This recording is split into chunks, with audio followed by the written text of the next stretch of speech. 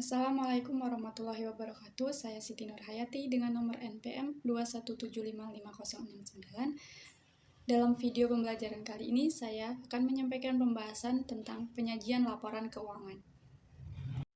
Topik-topik pembahasan yang akan saya sampaikan yaitu mengenai pengertian dan tujuan laporan keuangan, karakteristik umum laporan keuangan, perubahan kebijakan akuntansi, dan komponen laporan keuangan.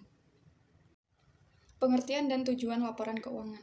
Namun sebelum masuk ke dalam pengertian dan tujuan laporan keuangan, di sini ada perubahan PSAK 1 pada tahun 2012 tentang komponen laporan keuangan, pos luar biasa, NCI atau non-controlling interest atau non-pengendalian, OCI, Other Comprehensive Income atau laba komparatif.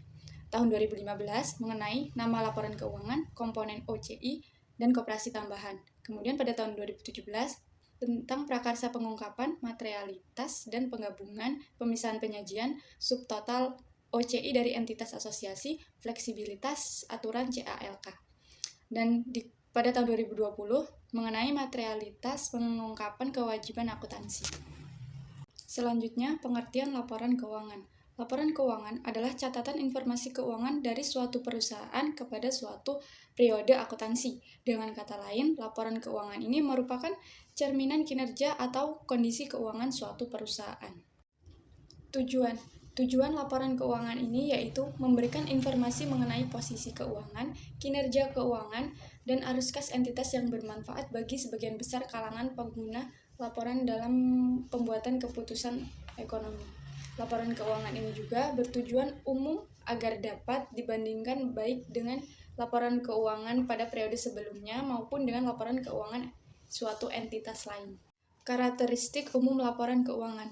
Yang pertama, menyajikan secara wajar dan kepatuhan terhadap SAK. Menyebutkan secara eksplisit kepatuhan terhadap SAK. Kepatuhan terhadap PSAK memberikan pemahaman yang salah atau kondisi yang jarang terjadi. Yang kedua, kelangsungan usaha.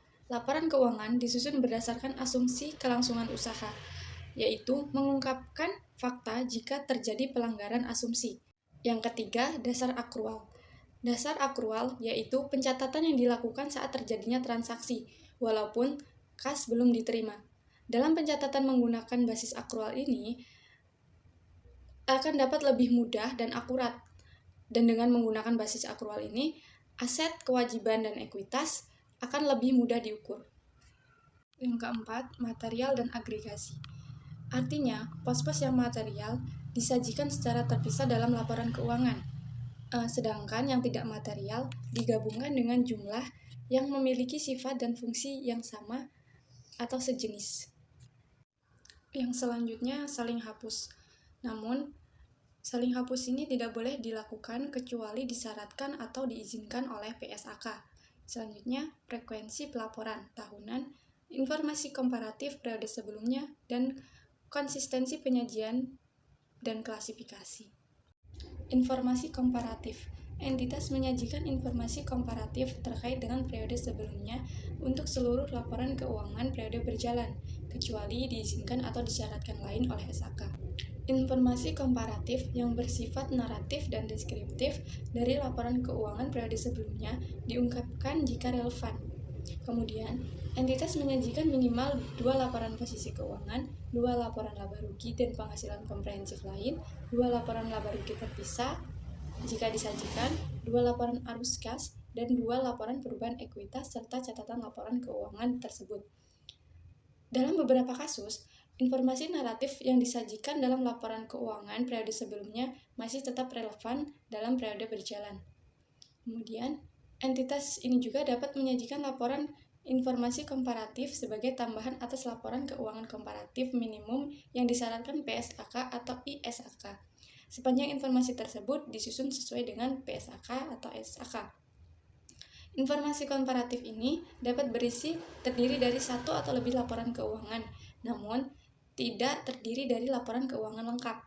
Misalnya, entitas dapat menyajikan 3 laporan laba rugi dan penghasilan komprehensif lain, sehingga menyajikan laporan keuangan berjalan, periode sebelumnya, dan 1 periode komprehensif tambahan. Perubahan kebijakan akuntansi, penyajian kembali, retrospektif, atau reklasifikasi. Entitas menyajikan laporan posisi keuangan ketiga pada posisi awal periode komparatif sebagai tambahan laporan keuangan komparatif minimum.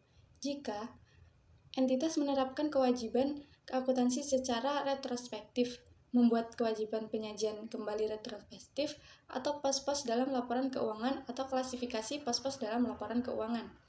Kemudian, penerapan retrospektif, penyajian kembali retrospektif, atau reklasifikasi memiliki dampak material atas informasi dalam laporan posisi keuangan pada awal periode sebelumnya.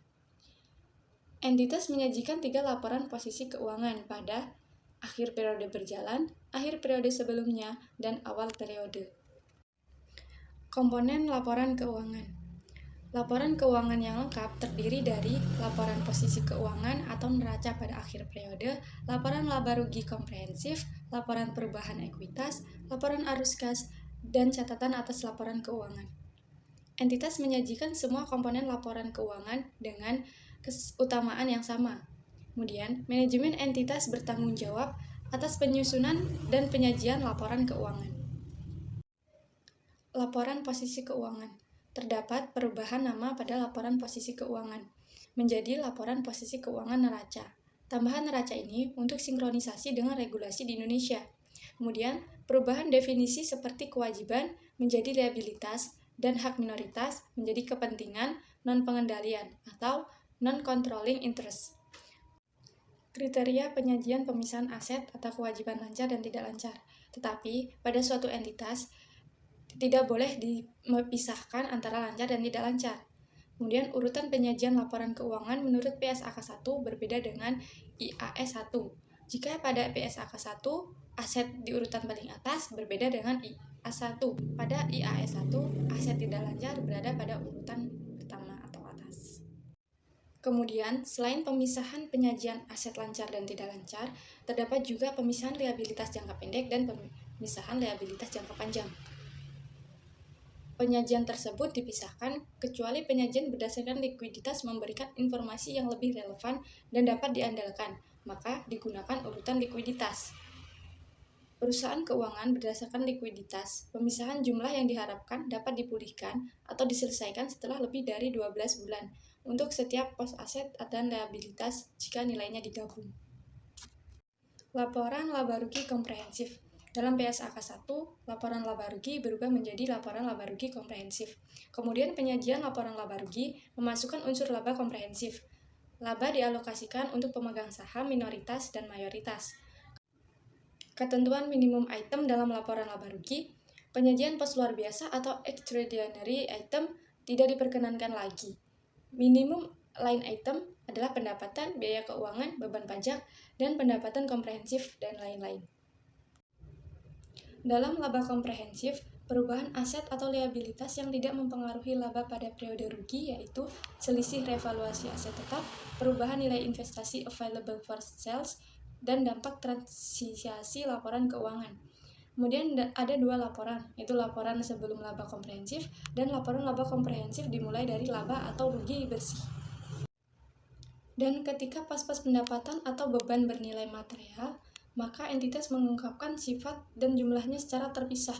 Penyebab pengungkapan terpisah yaitu pelepasan aset tetap, pelepasan investasi, operasi yang dihentikan, penyelesaian litigasi, dan lain-lain.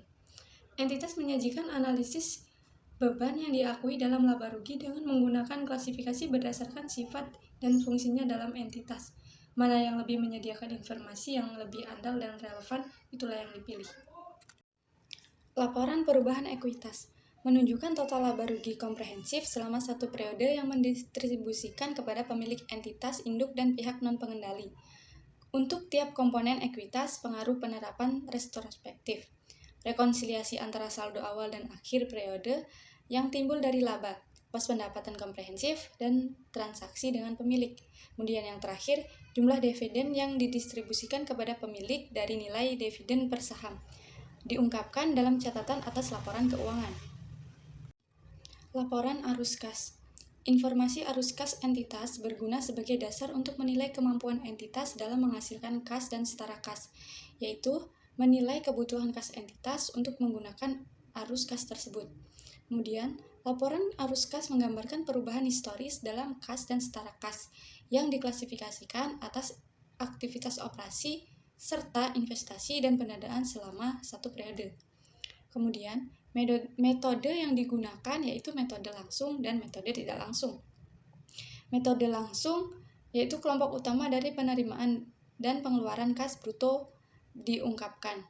Kemudian, metode tidak langsung adalah laba disesuaikan dengan mengoreksi transaksi non-kas, penangguhan atau akrual dan unsur penghasilan atau beban yang terkait aktivitas investasi dan pendanaan.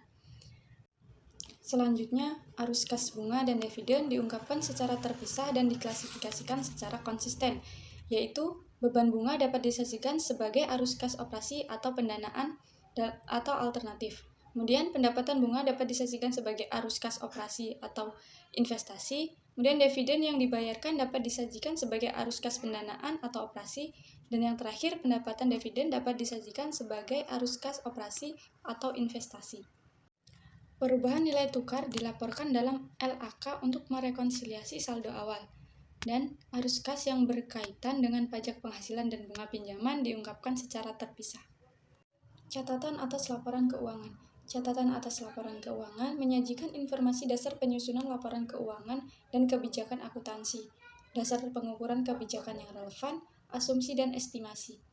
Kemudian, mengungkapkan informasi yang disyaratkan SAL yang tidak disajikan dalam bagian manapun dalam laporan keuangan.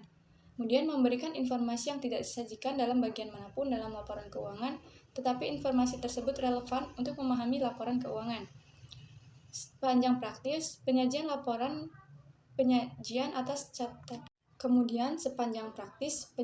catatan atas laporan keuangan dilakukan secara sistematis, membuat referensi silang atas setiap pos untuk informasi yang berhubungan dengan catatan atas laporan keuangan.